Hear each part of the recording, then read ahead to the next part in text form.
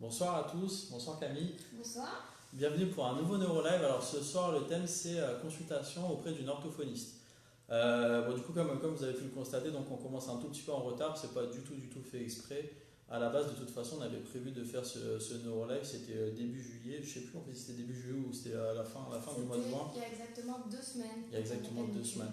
Voilà, c'est ça, Donc, pendant la canicule. Alors on avait pourtant tout fait pour faire le NeuroLive, mais du coup désolé, ça avait été un tout petit peu compliqué entre les bouchons et puis tout simplement le fait que toi et moi en fait on travaille le mercredi voilà. et puis on a nos rendez-vous patients. Alors après c'est de ma faute, moi je veux absolument et tout faire des neurolives avant les vacances d'été et puis Camille bien gentiment elle s'était montrée disponible pour assurer ce neurolive avec moi. Mais bon, ça n'avait pas pu se faire il y a 2 semaines et du coup là ce soir on a essayé de faire au mieux pour que le neurolive il puisse avoir lieu. Et puis de toute façon, d'expérience, je te dis, hein, mais c'est finalement en fait lorsqu'on commence un peu plus tard, il y a plus de gens et tout qui vont nous regarder et tout en direct, Ouais. ce qui est plutôt positif. Alors, ce qu'on va faire et tout, puisque là, donc en gros, c'est la première fois que vous voyez Camille pour le NeuroLive, elle va se présenter tout simplement à vous. À chaque fois, et tout, on va dire les nouveaux intervenants et tout se présentent. Et puis ensuite, elle retracera un petit peu son parcours pour pouvoir devenir du coup orthophoniste. Alors ça c'est important, elle insiste aussi pour le faire parce que je sais qu'il y a pas mal d'étudiants qui nous regardent et du coup qui sait peut-être des étudiants en ortho qui nous regardent et c'est toujours intéressant aussi d'avoir un petit peu le retour de professionnels déjà sur leur parcours en tant qu'étudiant. Et puis après ensuite on parlera un petit peu donc de ce que c'est que finalement la consultation chez une orthophoniste, qu'est-ce que le bilan permet de pouvoir mettre en avant, quelles sont les préconisations possibles par une orthophoniste. Je pense qu'il y a de fortes chances qu'on parle aussi des galères qui existent Mm. pour avoir rendez-vous auprès d'une orthophoniste. Mais bon, c'est normal, ça fait partie malheureusement, ça fait partie du quotidien, du parcours du combattant, du patient. Voilà en gros pour le cadre.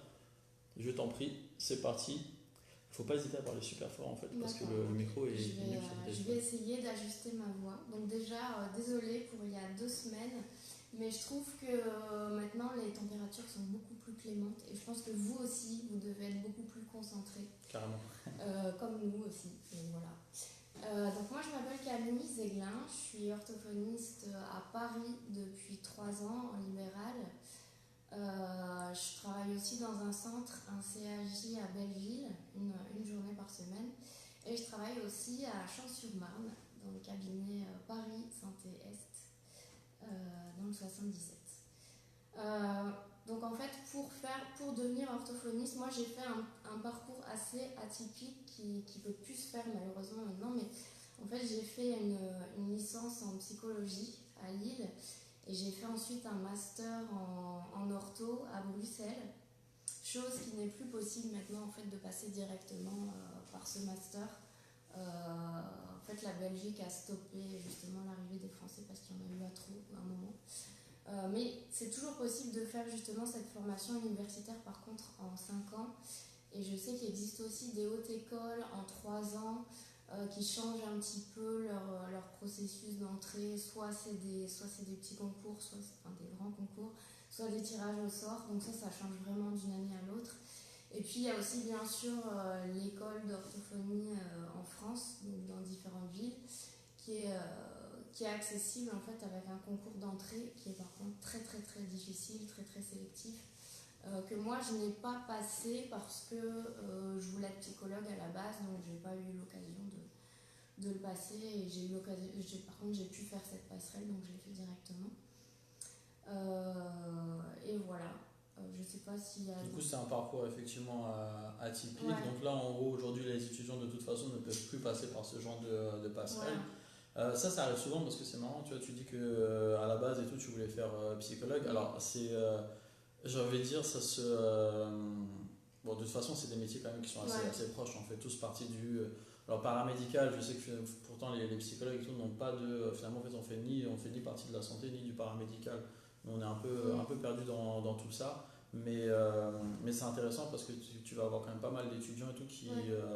soit voulaient faire du psy puis après ortho, ou maintenant même parfois tu as l'inverse, tu as des gens et tout qui font psycho puis finalement on voit un petit peu comment ça marche pour les orthophonistes et du coup décide d'entamer des études pour devenir orthophoniste. Quoi qu'il en soit, en tout cas, c'est des métiers quand même qui vont être assez liés, assez proches. Du coup, alors de ton expérience en tant que professionnel en libéral, comment ça se passe une consultation auprès d'une orthophoniste? Qui sont les prescripteurs, les plus grands prescripteurs? Est-ce que tu as des parents et tout parce que toi, tu n'exerces que chez l'enfant en libéral? Non. Alors j'ai fait longtemps uniquement enfant, surtout quand j'étais à Bruxelles, j'étais vraiment spécialisée petite enfance, troubles du comportement aussi, donc très pédopsie. Et là, en fait, depuis que je suis revenue en France, je prends beaucoup de patients neuro, c'est-à-dire par exemple des patients qui ont fait un AVC, donc qui ont une aphasie à rééduquer, ou qui ont un début de dégénérescence. Et ça, je trouve ça très très important, très très intéressant. Donc du coup, j'essaye d'en faire un petit peu plus. Et en ce moment, j'aime bien faire des pratiques assez variées. Voilà. Donc je suis pas uniquement enfant, mais c'est vrai que par contre, je trouve que j'ai plus de demandes, en tout cas pour l'enfant, que pour l'adulte. Après, c'est peut-être aussi parce que le cabinet où je travaille, on est connu pour être plus spécialisé pédopsie. Mais il y a de la demande aussi pour les patients AVC. Et c'est surtout très urgent en ce moment. La plupart en tout cas, moi, la plupart des patients et tout que je rencontre, lorsque je leur demande est-ce que jusqu'à maintenant ils ont été amenés ou pas à rencontrer un professionnel, ils vont tous me dire, pas tous, mais on va dire aller à 80%, oui, j'ai fait un peu d'orthophonie. Ou en tout cas, les parents vont dire oui, mon enfant a fait un peu d'orthophonie lorsqu'il était plus jeune.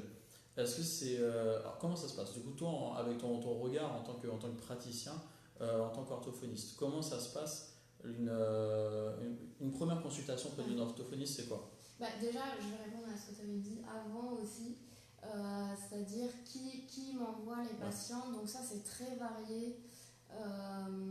Donc en fait, vraiment le prescripteur, donc c'est le médecin. On a besoin pour prendre en charge, en tout cas en libéral, d'une ordonnance absolument. Donc ça, il faut que ce soit un médecin. Il faut l'ordonnance. Ça peut être un généraliste, ça peut être un pédopsychiatre, ça peut être un neurologue. Il faut vraiment que ce soit un médecin. Donc ça, c'est vraiment obligatoire, c'est la base. Donc lui va faire son ordonnance pour le bilan et pour la rééducation, si c'est nécessaire. Est-ce qu'il y a besoin ou pas de définir le nombre de séances? Je sais que parfois, par exemple, il y a besoin de dire oui, il faut 40 séances. Non. Alors il y a certains médecins qui l'indiquent sur les ordonnances, mais en fait on n'a pas besoin, parce que comme on est remboursé par la sécurité sociale, tout est automatique, quoi. Du coup, on sait que pour telle pathologie, ça sera 50 séances, pour telle autre, ça sera 30. Donc ça, on met le médecin souvent. Après, on fait comme on veut. Si on voit qu'il y a eu des progrès avant toutes ces séances, mais c'est très rare, on peut arrêter avant. Ou si au contraire, on voit qu'il y a besoin de plus, on fait ce qu'on appelle un renouvellement. Et on garde même la même ordonnance, ou alors on en redemande une autre. Quand on parle de séance, une séance c'est bien 30 minutes, c'est pas une heure. Alors c'est 30 minutes ou 45 minutes, ça dépend. Ça dépend. Mais moi je fais.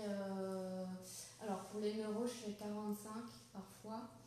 Et pour les enfants, je fais toujours 30 minutes parce que j'ai déjà testé 1 heure. Et après, c'est vraiment chaque thérapeute fait comme il le veut, mais moi je préfère vraiment même une demi-heure, ne serait-ce que pour l'attention. Je trouve qu'on est vraiment mieux concentré pour 30 minutes.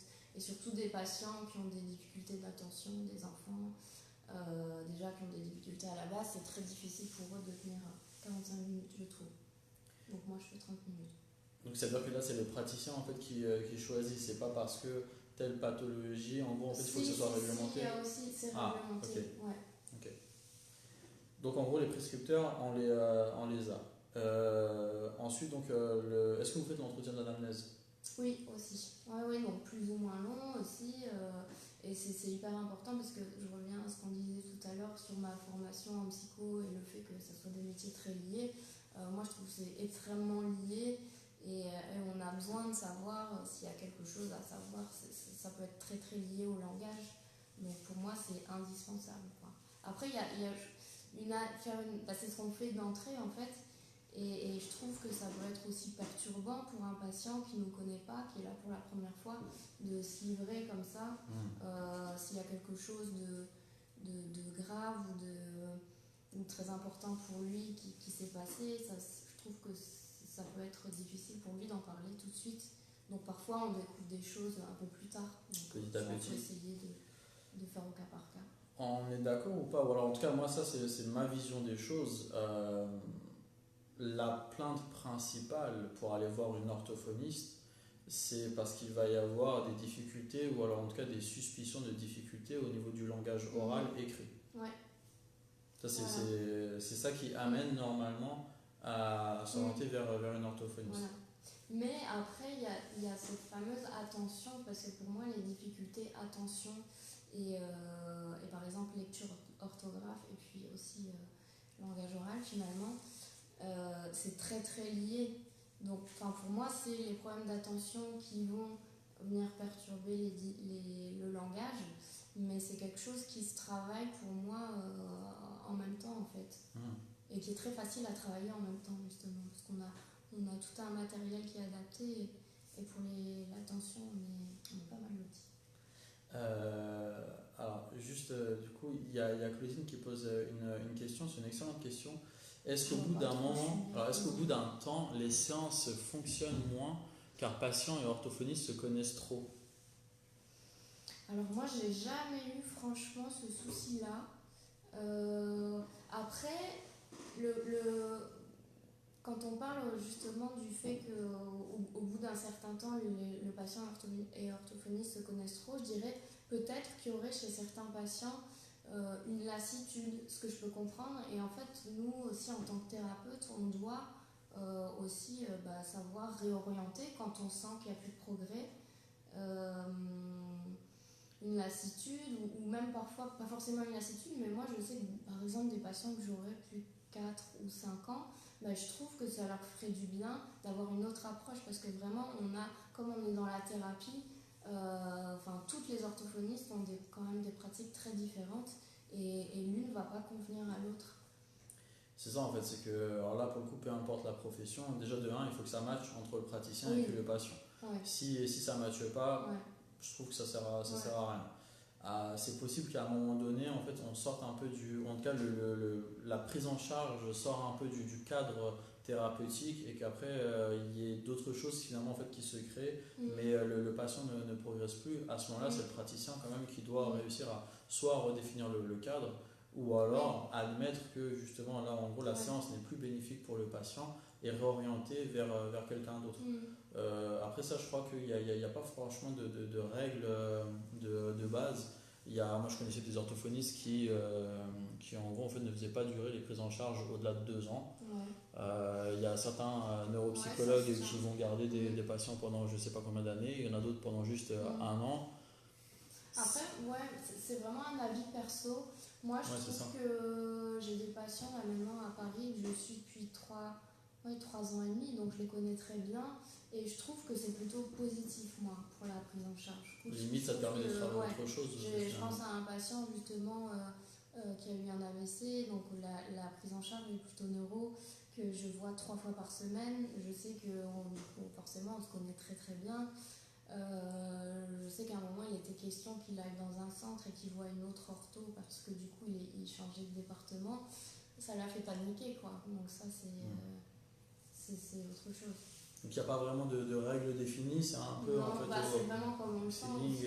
Mais la règle de base, je dirais que quand on sent qu'il n'y a plus de progrès, c'est plutôt que de laisser couler par entre guillemets fierté, ne pas hésiter à envoyer vers un autre thérapeute. Mais ça c'est comme les psychologues. Moi je vois. Oui.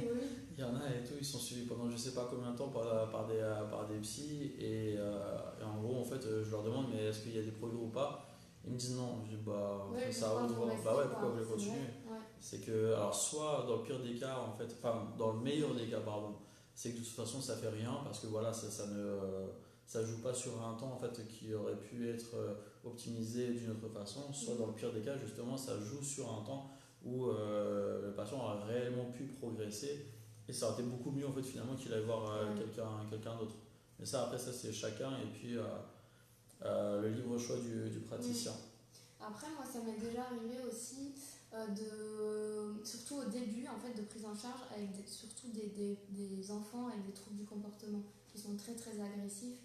Et on essaye une semaine, 2 semaines, 3 semaines, 4 semaines, on voit que ça ne marche toujours pas, on se demande qu'est-ce que je vais faire, est-ce que je vais pas réorienter, est-ce que c'est moi, est-ce que c'est la relation qui n'est pas en place. Et ça m'est déjà arrivé vraiment d'être au bord de réorienter et bim, la séance suivante. Ça se passe bien. Petit déclic, on ne sait pas pourquoi, et ça se passe bien. Oui. Est-ce que justement, alors on va faire dans l'ordre. Déjà, le premier rendez-vous, il coûte combien le premier rendez-vous? Alors, du coup, en fait, le premier rendez-vous, c'est souvent, c'est normalement un bilan, sauf si c'est quelqu'un qui est déjà en suivi et qui nous est réorienté, pardon. Mais la première séance, ça sera toujours un bilan, en tout cas. Donc le tarif, c'est... alors moi, ça fait très longtemps que j'ai pas fait de bilan, vu que j'ai tous mes patients qui sont suivis. En Je tout me cas, dis que ça peut augmenter. c'était 60 euros, et Ok. je pense que ça a augmenté à 75, et c'est remboursé à 60% par la Sécu. Ah, c'est pas 100%? Non, c'est 60%, Ok. et puis les 40% la mutuelle. D'accord. S'il Ok. y a. Et puis, pour les bilans en euros, maintenant, je sais que c'est 100 euros pareil, qui est remboursé par la Sécu. Donc ça aussi, il y a toujours 60% même en rééducation qui va être pris en charge par la sécurité sociale, tant qu'on a les droits et surtout la carte vitale et l'ordonnance. Et il y a aussi le cas des patients CMU et ALD qui, eux, n'ont vraiment rien à avancer. Tout est pris en charge à 100% directement. Donc en gros, il y a ce premier rendez-vous. Ensuite, est-ce qu'il est possible dès le départ en fait, de pouvoir établir un certain nombre de séances? Voilà. Est-ce que justement, par exemple toi, ou est-ce que tu sais si d'autres de nos orthophonistes le font, justement vous prenez le temps de faire le point? Tu vois là, tu le disais tout, au bout de 4 séances, finalement après, hop, il y a eu un déclic. Est-ce que ça peut arriver finalement en fait, de se dire, bah moi en tant que praticien, d'office, quoi qu'il en soit, en fait, je fais le point, juste histoire de voir en fait ce que ça va donner. Essayer de donner comme ça un nombre de séances. En tout cas, de dire, par exemple, au bout de 4-5 séances, en fait, je fais le point. Moi, j'arrive pas. Franchement, on m'a déjà demandé combien de séances il faudra, et moi, j'arrive pas à répondre directement. Et j'ai besoin d'apprendre à connaître le patient, etc. Et franchement, souvent, j'utilise toutes les séances, très très souvent en tout cas, toutes les séances de l'ordonnance, de la première ordonnance. Et si je vois qu'il y a d'énormes progrès, qu'il n'y a plus besoin, ou que c'est trop dur de venir, etc., on stoppe. Mais en tout cas, ça m'est arrivé très très rarement. J'ai plus des patients que je renouvelle en fait. Mais pour moi, c'est très difficile, à part si c'est des petits troubles d'articulation qui sont pas très importants, mais sinon j'ai du mal à répondre à cette question. Et pour moi, il faut vraiment voir aussi à quelle allure le patient progresse. Donc déjà avoir fait quelques séances, parce que ça peut être vraiment très variable. À partir de quel âge on peut aller voir une orthophoniste, et en même temps, quelles sont les raisons principales qui pourraient amener à voir une orthophoniste sans qu'il y ait eu AVC ou trauma crânien ou ce genre de choses? Alors pour moi, c'est le plus tôt possible, vraiment. Alors je sais que c'est très compliqué étant donné le manque d'orthophonistes, en tout cas en France en ce moment. Mais pour moi, le plus tôt possible en fait. Dès qu'on sent qu'il y a quelque chose qui va pas, ne serait-ce que pour faire un bilan. Et je sais qu'en fait, il y a parfois à l'école, on a déjà entendu non, il faut attendre, ça va peut-être se remettre tout seul, etc. Et ça, c'est vraiment plutôt mieux vaut quand même en fait avoir l'avis d'un expert plutôt en fait le plus tôt possible. Surtout même pour des petits troubles d'articulation, plus on va laisser l'enfant avec ses difficultés, et pire ce sera, et plus dur ce sera pour nous après de rééduquer en fait. Parce que l'erreur, elle va être ancrée. Et il y a aussi tout ce qui est plasticité cérébrale, qu'on connaît bien. Donc c'est-à-dire que plus l'enfant est jeune, plus son cerveau va être plastique, et donc plus les difficultés, tant au niveau langage oral que écrite, vont être faciles à corriger en fait, même ne serait-ce que le placement de la langue. Alors justement, du coup, je pose quand même la question, parce que par exemple, moi ça peut arriver tout quand on pose la question, à partir de quand on peut faire un bilan pour un enfant. Pareil du coup pour l'orthophoniste, est-ce que du coup il faut attendre qu'il soit normalement totalement verbal ou Mm. alors est-ce que, par exemple, je sais pas, est-ce qu'on peut en fait aller voir une orthophoniste, l'enfant a 8 mois, à 10 mois? Bah, si on sent, bon, après ça fait vraiment très tôt, mais quand on sent que vraiment l'enfant est pas verbal, oui, au bout d'un an et demi, quand on voit qu'il a des comportements un peu étranges, s'il regarde pas dans les yeux, s'il fait des grosses colères, des choses comme ça, avec un pédopsychiatre aussi, donc c'est pas seulement nous, c'est vraiment Ouais, avant je ça, on a un comprends. pédopsychiatre, un médecin. Et puis après, pour tout ce qui est langage oral, oui, dès qu'on voit qu'il y a des problèmes d'articulation, il faut mieux consulter. Surtout que, en fait, comme il manque d'ortho, ça sera pas, on n'aura pas forcément un rendez-vous tout de suite. Donc, Donc en gros, en fait, c'est avant même de pouvoir éventuellement observer des difficultés au niveau de la communication orale, voir déjà en fait s'il n'y a pas des difficultés au niveau de la communication tout ouais, simplement. voilà, D'accord. l'appétence à la communication. Ok. Après, sans devenir parano non plus, mais ça, en général, les parents le sentent. Mais je dis ça parce que j'ai déjà entendu justement des parents d'enfants avec des grosses difficultés qui me disaient oui, mais en fait, à l'école, ils nous ont dit d'attendre, qu'on a attendu pour un rendez-vous.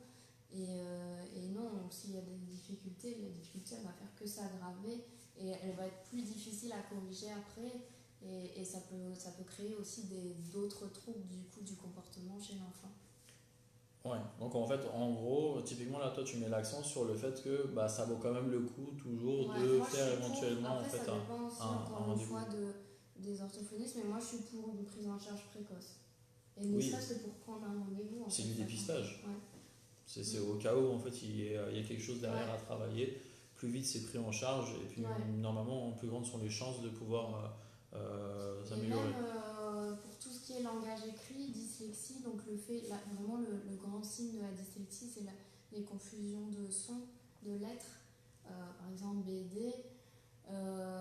C'est vrai qu'au début, on a tendance à dire oui, mais peut-être ça va s'arranger, etc. Alors, effectivement, il y a des enfants qui peuvent confondre au début, puis après, bah, ça c'est complexe du coup, parce qu'ils peuvent, les difficultés peuvent s'effacer tout de suite. Et puis d'autres enfants, justement, qui vont rester avec ces difficultés. D'accord. Et parfois, on arrive, ça m'est déjà arrivé d'avoir un ado, du coup, presque en CM2, avec ces confusions de lettres.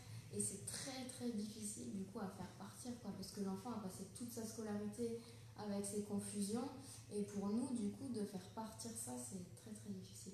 Que s'ils arrivent en fait au début de l'apprentissage du langage écrit, ben là ça va être beaucoup plus facile à prendre en charge. Alors justement, parce que du coup là tu parles de la prise en charge.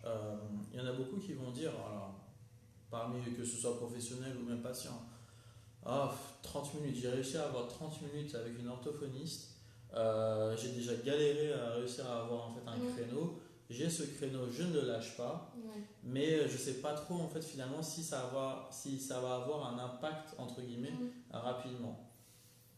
Est-ce que du coup ça veut dire quoi? Est-ce que ça veut dire que l'orthophoniste est quand même obligé, alors même si chacun pratique comme il veut, mais est-ce que ça serait mieux, ça serait favorable de donner aussi du travail à faire à la maison, d'inclure la famille dans la prise en charge? Comment Ça, c'est possible de pour moi, travailler? c'est vraiment du cas par cas. Et quand je disais 30 minutes, c'est vrai que j'ai pas mentionné tout à l'heure que pour les cas très très difficiles, et ça, malheureusement, c'est vraiment en fonction de la place qu'on a.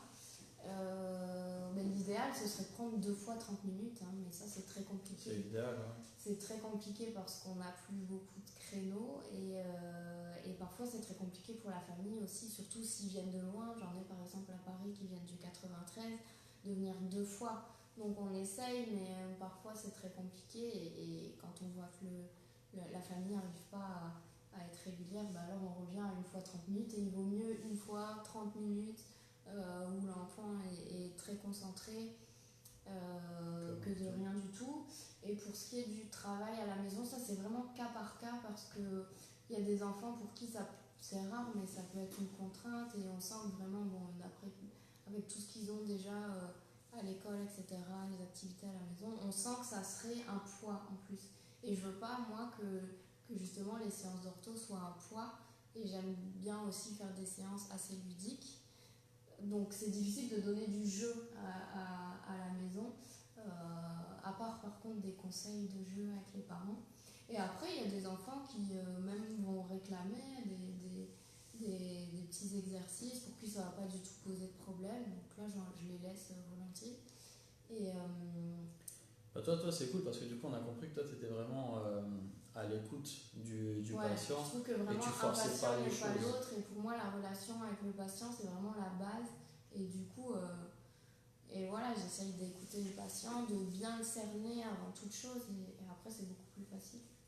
Et pour ce qui est, par contre, tout ce qui est trouble de l'articulation, vraiment prononciation en elle-même, ça c'est important de faire les petites praxis, les petits exercices à la maison, par contre. Ce que tu disais, ouais, donc en fait, c'est vraiment du cas par cas. On voit si finalement c'est pas une contrainte ou pas pour Parce qu'il l'enfant. faut pas que si ça commence à devenir une contrainte, du forcing, ça va pas être bon, C'est et ça pas risque bon. de dégoûter l'enfant aussi. Ce que tu avais dit, parce que du coup tu donnais un conseil par rapport au fait de pouvoir éventuellement avoir de meilleures chances d'obtenir un rendez-vous qui valait mieux privilégier les grandes villes que les banlieues. Ouais, alors dans les autres villes, bon, je sais qu'en tout cas, Donc à c'est Paris, ouais. toute la France qui est dans le même cas, peut-être moins dans le nord, parce que je sais qu'il y a plus d'orthophonistes, donc j'ai entendu qu'il y avait peut-être moins ce problème. Mais je sais que dans toutes les villes de France, et notamment à Paris, donc les orthophonistes sont surchargés, c'est très compliqué d'avoir un rendez-vous.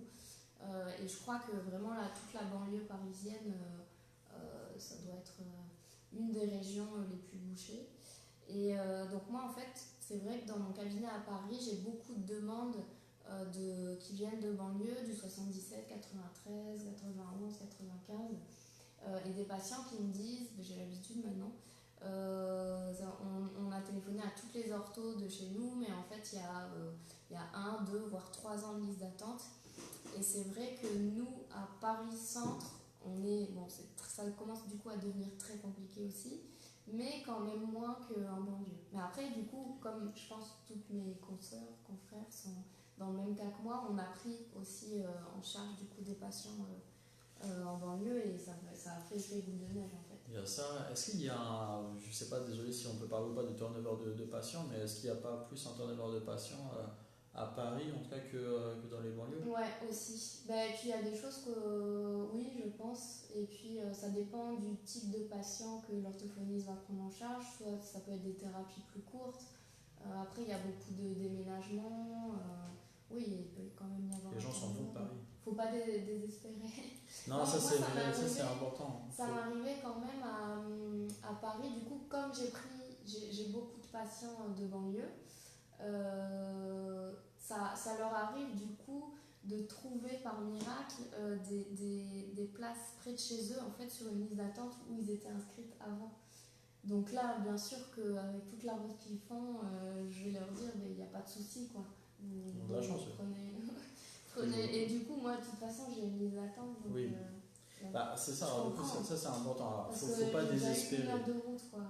Un patient qui faisait 1 heure de route, aller, 1 heure retour. Parce que les gens, en fait, comme tu le dis, en fait, sont désespérés. C'est triste, c'est malheureux, mais de toute façon, toi, tu dois l'avoir. Je pense que tu as quand même pas mal d'orthophonistes et tout qui l'ont vécu, ça aussi. Des gens qui pleurent au téléphone en disant, mais pitié, en fait, prenez mon enfant, il en a besoin. On a fortement recommandé, en fait, une prise en charge, un bilan, ne serait-ce qu'un bilan auprès d'une orthophoniste. Et les gens, en fait, sont prêts à tout pour avoir un rendez-vous. Et ce qui est malheureux, en fait, c'est que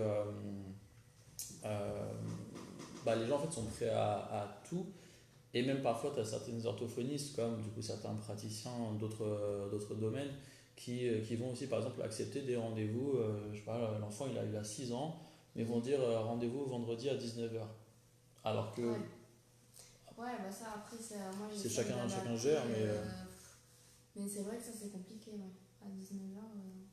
Et en même temps vous derrière, parce que je sais aussi que tu as pas mal d'orthophonistes qui vont dire mais qu'est-ce que vous voulez qu'on dise? C'est clairement, il y a 2 ans d'attente. Alors, t'en as même certaines qui décrochent même plus, qui rappellent même plus finalement, parce qu'ils se disent, de toute façon, si c'est pour que je le rappelle, pour que lui dise, oui, vous êtes 352e sur la liste, ou que vous avez 2 ans d'attente, ça ne sert à rien. Et, mais bon, malheureusement, c'est vrai que la situation, elle est assez catastrophique actuellement. T'as la solution? Non. J'ai pas la solution.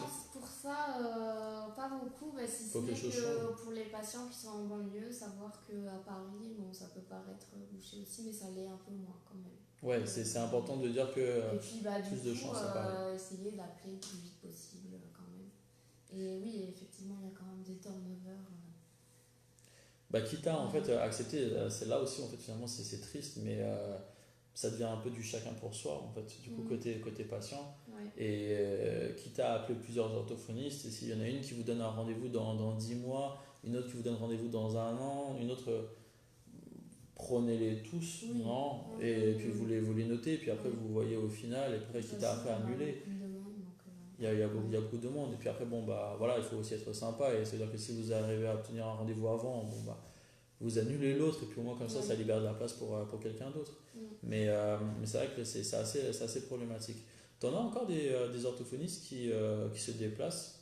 Alors, je parle pas Ouais. par exemple pour les personnes âgées, parce que ça, je sais que bon, il y en a pas mal Mm. qui se déplacent, mais pour les enfants. Ah oui, ah, pour les enfants, Ouais, ça pour les c'est très enfants. rare, sauf s'il y a une situation de handicap. Mais je crois que, enfin vraiment, toutes les orthos, en tout cas que je connais, qui font du domicile, c'est vraiment pour des patients neuro qui ont des difficultés à se déplacer. Mais s'il y a possibilité de se déplacer, non, on va pas faire. On réserve vraiment ça pour les patients, parce que sinon, du coup, ça sera encore pire. C'est vrai, On n'aurait pas le temps de. Ça prend du temps. de se déplacer. Ouais, ouais.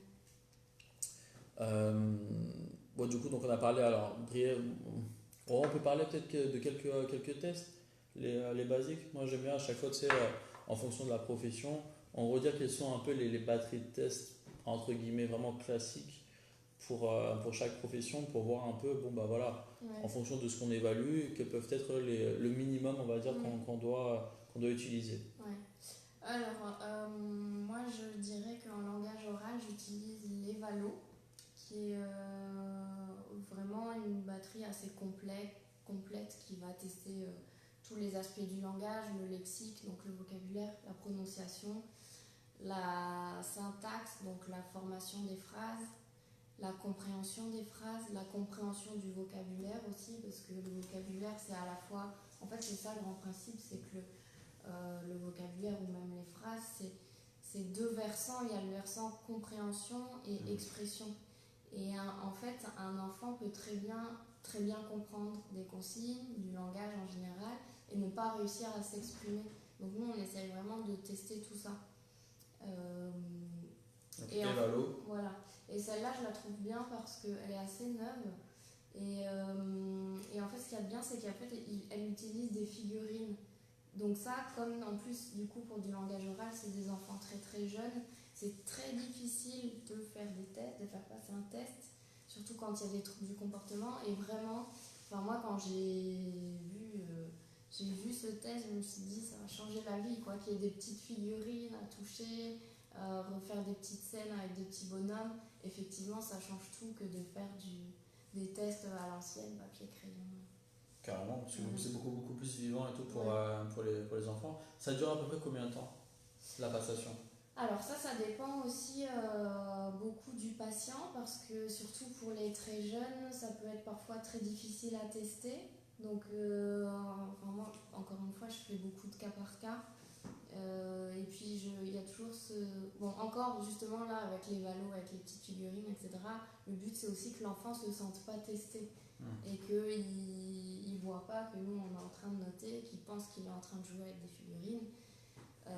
Parce que se sentir testé pour un enfant, ça peut faire peur, surtout pour la première fois.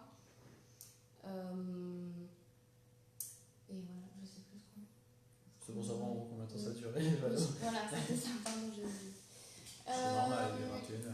Alors, du coup, moi j'utilise donc les séances de 30 minutes en sachant du coup que je vais quand même essayer de mettre à l'aise, qu'il y a l'anamnèse à faire avant.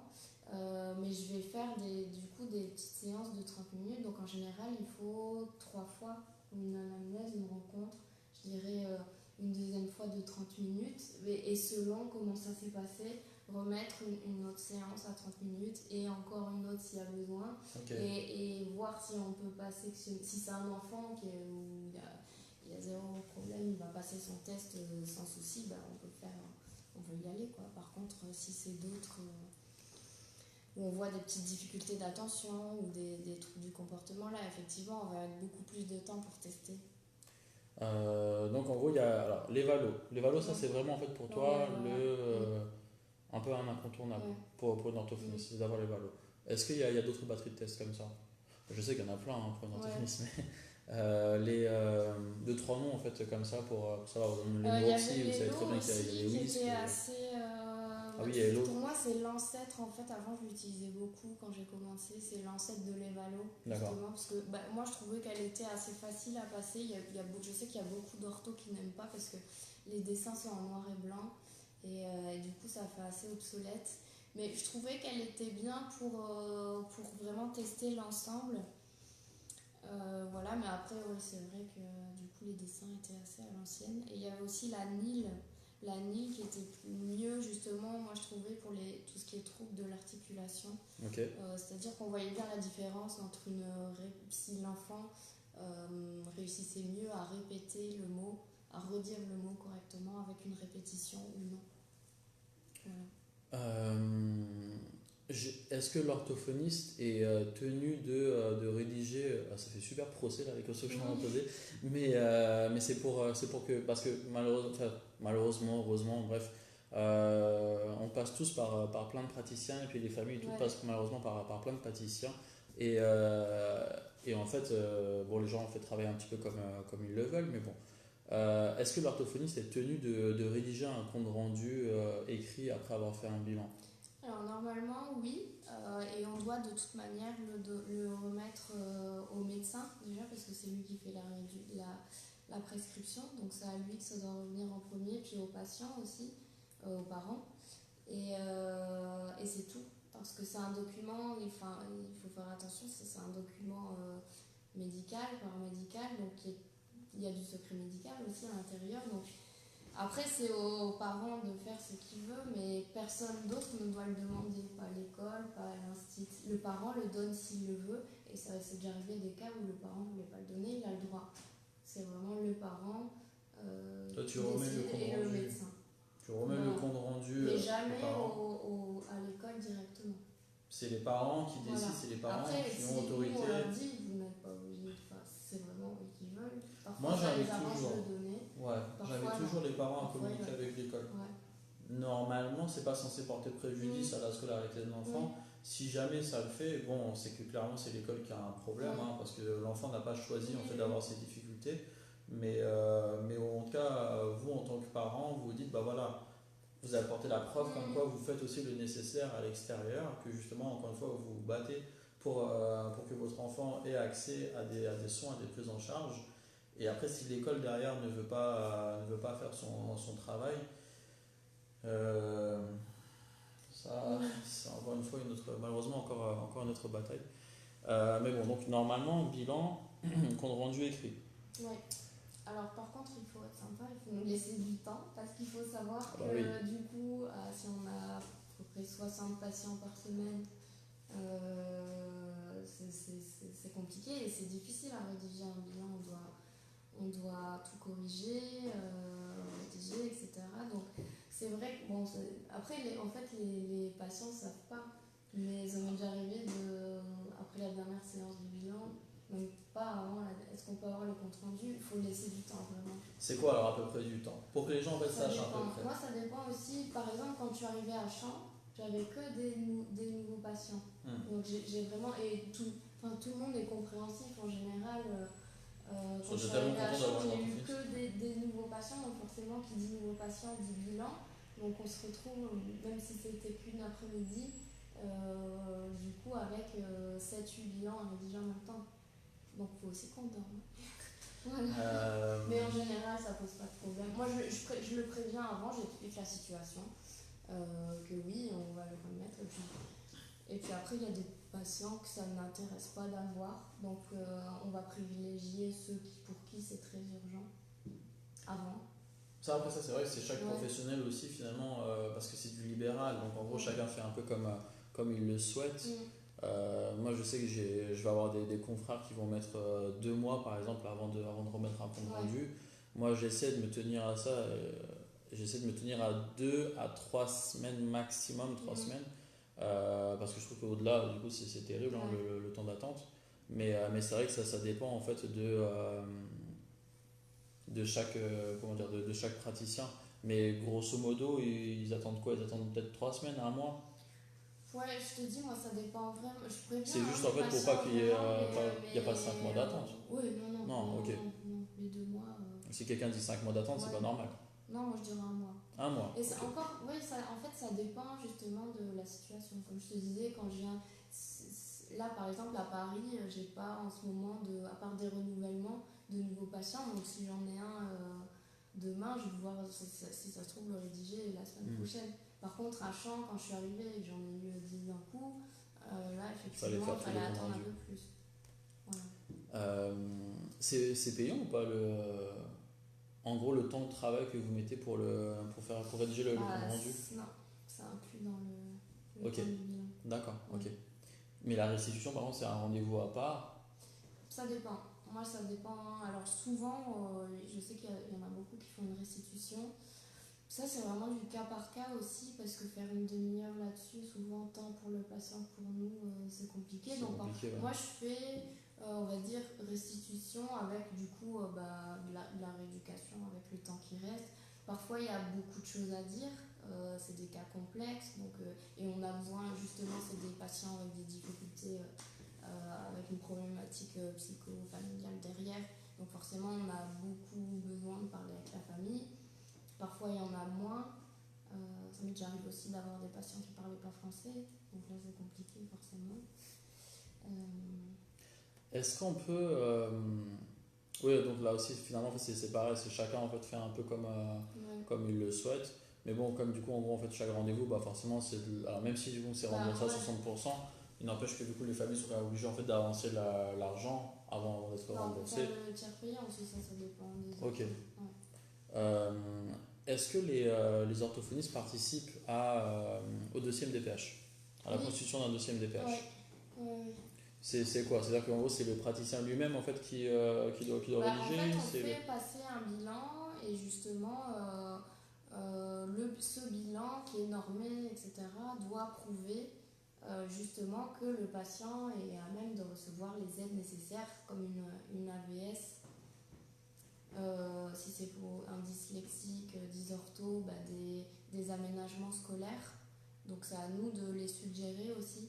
Donc c'est le test, en fait, les épreuves de test qui vont montrer que oui, le patient a bien droit à tous ces aménagements. Ou à une AVS. Mais oui, on peut y participer, bien sûr. Est-ce que vous avez des questions? Pour le coup, on a bien parlé de. Alors, je vois que tout le monde. J'ai vu une question, c'était est-ce que les intervenants peuvent être conviés en EES ESS, Ouais. si je me trompe pas, c'est bien les équipes Normalement, oui. Scolaires. Ouais, normalement, oui. Normalement, n'importe quelle Alors, personne. oui, on peut être convié. Maintenant, moi, j'y suis allée à quelques-unes. C'est très difficile pour nous aussi d'aller à toutes. Donc, on fait. Alors, après, encore une fois, ça dépend du praticien, mais moi, j'essaye d'y aller. Et ça dépend aussi du patient. Je sais qu'il y en a pour qui c'est vraiment très très important parce qu'il y a tout un tas d'aménagements scolaires à faire et d'autres moins. Donc ça, j'essaie de faire au cas par cas. Mais il faut savoir que du coup, c'est dans souvent, ils ont lieu à des horaires et des jours où nous, on travaille en fait. Donc, on va dire, imaginons qu'on est convié à une ESS un mardi à 10h, le temps d'y aller, etc. Il va falloir qu'on annule toute notre matinée et ça va être des patients aussi qui vont être sans séance. Donc c'est pour ça. Ça dépend aussi des horaires. C'est vrai que c'est compliqué, même ça c'est mal fait. Si on s'y prend à l'avance, moi je dis parfois aux écoles, franchement, il y a des horaires qui sont pas du tout arrangeants. Et parfois il y en a qui, oui, quand c'est par exemple sur la pause de midi, on peut s'arranger. Mais... Après, c'est possible aussi de pouvoir échanger avec le corps enseignant. Ça veut dire que à partir du moment où les parents donnent le feu vert pour échanger, c'est ça. À ce moment-là, en fait, on prend le téléphone et on échange avec l'école, en fonction aussi de la disponibilité de l'école. Mais du coup, non, c'est possible de pouvoir échanger en amont, pourquoi pas, histoire de dire, bon, bah voilà, ça, moi, c'est ce que j'ai observé chez le patient, c'est ce que je préconise pour le patient.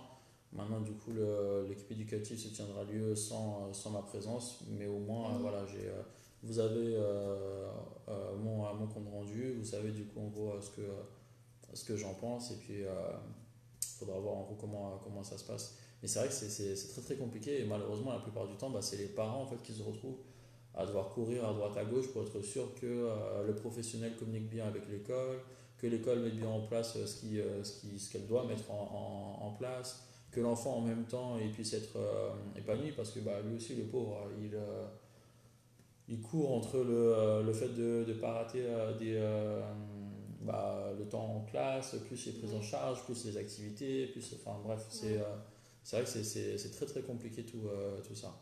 Mais après, c'est vrai que j'ai déjà eu des écoles qui me prévenaient très très en avance. Et bah, du coup, quand c'est comme ça, on arrive quand même bien. Quand tu es prévenu 3 mois à l'avance, tu peux quand même bien t'organiser, essayer de placer des rendez-vous.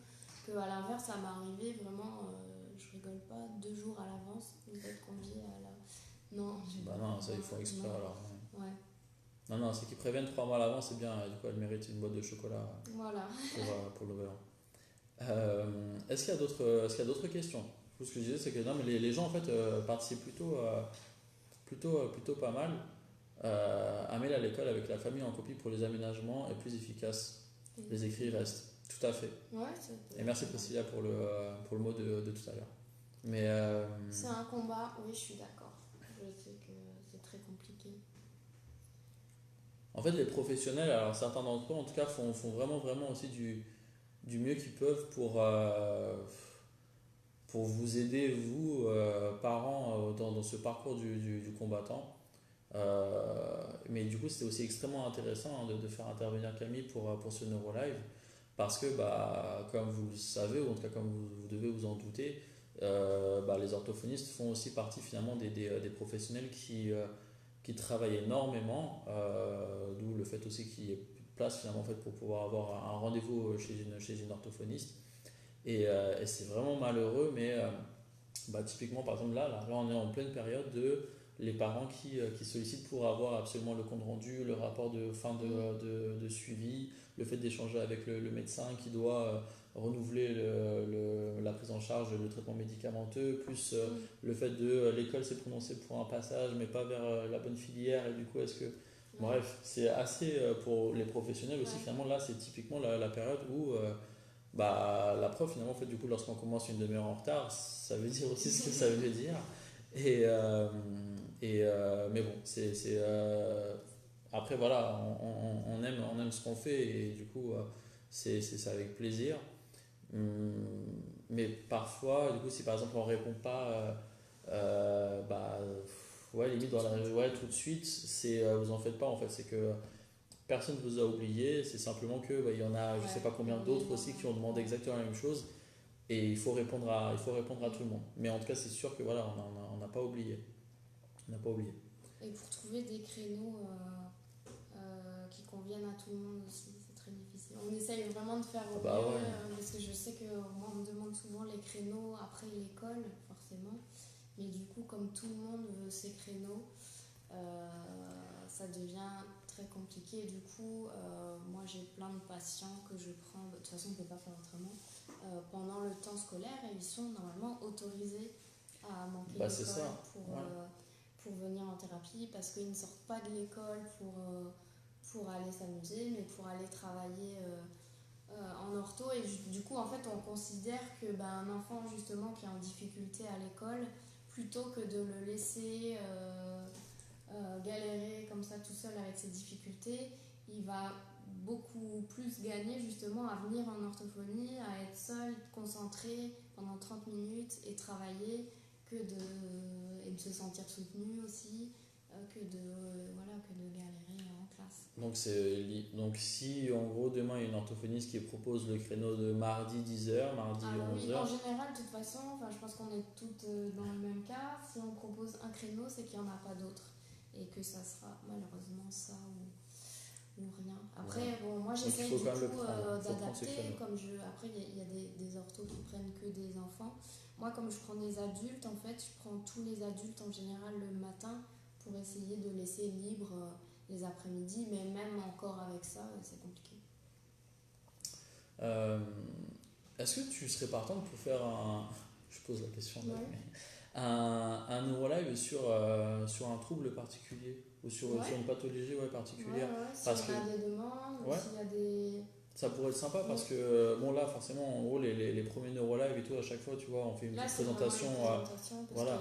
En fait, c'est ça aussi, et c'est pour ça que j'avais aussi envie de parler de mon métier.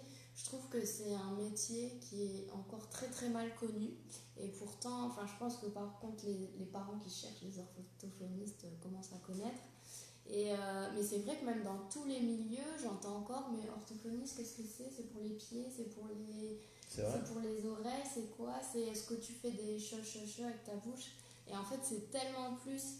C'est-à-dire que si on reprend tout, tu as le langage oral, donc vraiment tous les aspects du langage oral, avec toutes ces pathologies, donc les gros retards du langage oral, le bégaiement qui peut être psychoaffectif, la dysphasie qui est très très mal connue, qui est un trouble spécifique du langage où normalement du coup le patient va avoir une compréhension intacte, mais c'est vraiment un trouble d'expression. Donc ils ont beaucoup de troubles du comportement en même temps. L'autisme aussi qu'on va avoir beaucoup en consulte, toutes les TSA, les TED, troubles envahissants du développement. Après tout ce qui est langage écrit, les dyslexiques, dysorthographiques, les TDA, les troubles de l'attention avec ou sans hyperactivité. Donc déjà ça, rien que ça fait quand même beaucoup plus que l'ortho qui va juste rééduquer les troubles d'articulation. Et puis après, toute la problématique neuro avec les patients qui ont fait des AVC, donc qui ont des aphasies qui découlent de ces AVC, les maladies neurodégénératives aussi, pour lesquelles il y a beaucoup de progrès si c'est pris en charge tôt. En fait, le but c'est de stagner les choses, pas de faire progresser un patient bien sûr en mémoire, mais de vraiment stagner les choses et surtout de venir rééduquer le manque du mot, parce que souvent ces patients ont un manque du mot. Voilà, donc ça c'est purement un langage. Après je m'embarque un petit peu aussi. Non, mais c'est en gros pour vous montrer que y a vraiment plein et encore j'en ai oublié plein parce qu'il y aura tout ce qui est voix, etc. La voix, les troubles chez les prématurés de déglutition. Donc en fait il y a vraiment plein de pathologies qu'on peut prendre en charge, et je pense que c'est pour ça aussi qu'on est débordé. Et voilà, là le but c'était de faire un neurolive vraiment présentation, savoir ce que c'était, etc. Et voilà, après s'il y a besoin de. Mais oui, on fera à partir du mois de septembre. À partir du mois de septembre, on fera sur une thématique en particulier. Je suis d'accord avec Priscilla du coup par rapport au TED. Est-ce que les orthophonistes ont les mêmes champs de symptômes? Exemple, trouble oral, rigidité, sélectivité alimentaire. Tous les orthophonistes ont les mêmes champs de symptômes.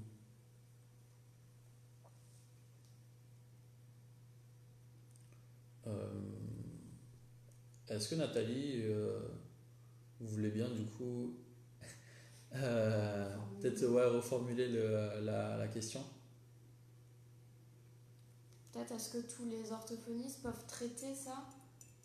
Parce que ça m'a l'air très un trouble oral avec sélectivité alimentaire, si c'est le cas, ça a l'air très spécifique. Donc effectivement, si c'est ça, si je comprends bien, en fait chaque orthophoniste va avoir aussi ses spécificités, ses spécialités, et il y a quelques pathologies, quelques troubles qu'on ne va pas être capable de rééduquer. Donc dans ces cas-là, on va envoyer vers des consoeurs. Parce que si c'est ça, par exemple, les troubles oraux avec sélectivité alimentaire, par exemple, moi, tout ce qui est déglutition, je ne fais pas. Toi, tu fais pas, ok. Ouais. Et il y en a beaucoup qui font, donc c'est vrai que chacun fait avec ce qui est. Merci. Ouais, du coup, c'était ça. Ça fait tous faire toutes les pathologies. C'était ça. Donc en gros, en fait, il va y avoir des spécialités, même, au sein d'une même profession, il va y avoir des spécialités.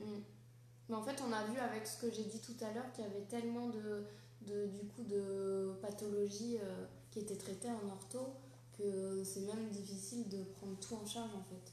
Absolument tout. Je sais qu'il y a par exemple plein d'orthos qui vont pas du tout faire de neuro, pas du tout faire de bégaiement. Et là, après, du coup, à ce moment-là, retard de langage oral, retard de je pense que tout le monde fait. Après, il y a aussi des personnes qui font que neuro parce qu'elles ont choisi de le faire aussi. Mais initialement, la plainte principale, je reviens sur c'est quand même du coup lorsqu'il va y avoir vraiment une problématique, en cas une plainte liée au langage de sa définition la plus large. Sa définition la plus large, avec du coup, même du coup la sphère attentionnelle et tout ça et tout, mais voilà, langage oral, langage écrit, dans sa définition la plus large, normalement c'est ça en fait qui amène du coup à consulter une orthophoniste, même si du coup voilà, les orthos vont aussi travailler tout plein d'autres choses. Donc c'est ça qui amène à consulter. Est-ce qu'on est bon niveau timing? Je ne sais pas si vous avez encore des questions. En tout cas, merci. Ah, bah du coup, on te demande quelle est ta spécialité. Alors moi, maintenant, je fais des questions perso. J'ai plus on va dire, de spécialité à proprement parler parce que je prends vraiment langage oral, langage écrit, toute l'attention. Déjà la ponctualité. Autisme et neuro, donc je fais quand même un champ très vaste. Par contre, quand j'ai commencé, je me suis spécialisée en pédopsychiatrie. Et j'ai fait beaucoup justement uniquement de la pédopsychiatrie quand j'ai commencé. Et après, j'ai voulu élargir un petit peu ma prise en charge.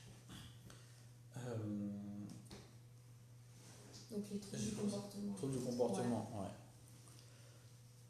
En tout cas, c'est vraiment parce que, alors, du coup, pour que vous le sachiez, Camille, ça fait depuis maintenant longtemps qu'on avait échangé tout pour qu'elle participe à un Eurolive. Depuis le départ, en fait, elle avait dit qu'elle était vraiment intéressée, que ça lui plaisait parce qu'il y a le côté, voilà, on échange directement avec les personnes. Et c'est vrai, ça remonte il y a quand même maintenant, je ne sais pas combien de mois, où tu avais dit que donc, voilà, tu voulais le faire avec plaisir. Ouais, c'est ça. Ouais. Tu avais dit que du coup, tu voulais le faire. Et bon, bah voilà, du coup, on l'a fait ce soir. Et la prochaine fois, on parlera si tu es d'accord et tout, d'un trouble en particulier, d'une pathologie en particulier. Voir un petit peu aussi ce que voilà, les gens veulent. N'hésitez vraiment pas, encore une fois, vous le savez, de toute façon, à mettre en commentaire. Alors, je sais qu'il y a pas mal de. Là, les derniers commentaires, j'ai pas répondu, puis les intervenants n'ont pas répondu. Mais on le fera, encore une fois, promis. Et du coup, n'hésitez pas à partager également. Est-ce que tu as quelque chose ou pas à ajouter? Moi, j'hallucine en fait qu'il soit déjà 21h25. Je pensais que ça faisait une demi-heure. Non, mais ça passe super vite. Et du coup, je me dis, mais du coup, effectivement, vu comme ça passe vite, pourquoi pas prendre une pathologie en particulier et même moi aussi essayer d'approfondir en le sachant à l'avance. Et comme ça, on fait exemple, 1 heure, on parle de... le langage, il y a tellement de choses à dire sur le retard de langage oral ou la dyslexie, où je pense qu'il y a aussi beaucoup de parents un peu d'autistes qui sont désemparés. Donc voilà. Et comme ça, on se prendra le temps, 1 heure, sur une thématique précise. Voilà. Merci de m'avoir écouté, ça m'a fait très plaisir aussi de pouvoir partager